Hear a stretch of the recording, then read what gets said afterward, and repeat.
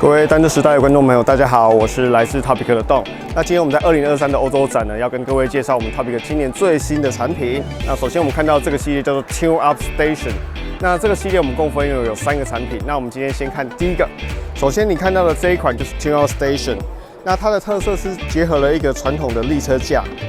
但是它可以承重35公斤，所以可以给所有的车款，包括 e-bike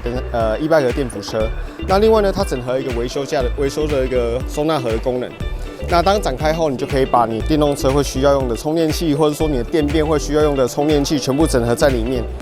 同时，它可以允许你切换不同的位置，比方说你的充电器是想要放横的或放直的，都可以透过这个隔板来做一个切换。那这个盒子有8个 port， 表示说它可以让你的进跟出可以选择你的居家墙面，在不同的 port 去做转换，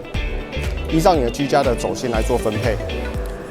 那所以所有东西合在一起以后，它就是一个很干净的一个收纳盒，可以把你所有的比较杂乱的线全部藏在收纳盒里面。这个是 Tune Up Station 系列。那第二个我们要看到的 Tune Up Station 延伸的产品，我们现在可以看到这台车，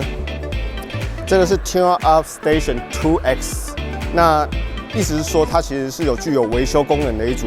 迷你型的维修工具站。那你这边可以看到，我们有整合2个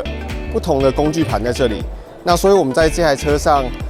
利用刚刚的 Tune Up Station 的工作架，那我们整合工具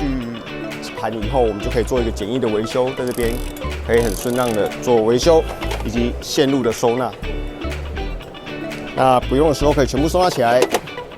让你的居家变得很干净，然后是一个迷你工具站。那今天要跟你介绍 Topic 的另外一项新产品，那这个是我们今年新的 Up Stand。那说到 Up Stand 呢，它的特色就是它运用了一组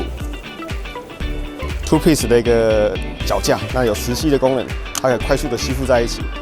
那展开的时候很可爱，它其实就像这样一个开花式的展开，它就成为一个3角的立车架。当你展开这个立车架以后，它是一组一对的，那所以你可以看到它固定在车手把。那不论是公路车也好，或是登山车也好，甚至是电扶车的登山车，都是可以安装的。它的承重力非常高。那垫高了以后呢，它的这边会有一个空间，所以它可以允许你本来的码表或是变速器，它并不会被你导致的时候去模仿到。那 Up Stand 呢，它在导致的状态下，我们就可以做比较简单的维修，包括我们可以更换内胎，把轮组拿起来，或者说我们要维修链条，在这个状态下都非常的好维修。那重点是 Up Stand 它非常的好携带，所以整体收纳后，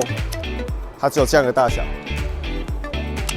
就像这样，所以它可以放在你的坐垫袋里面，很好携带。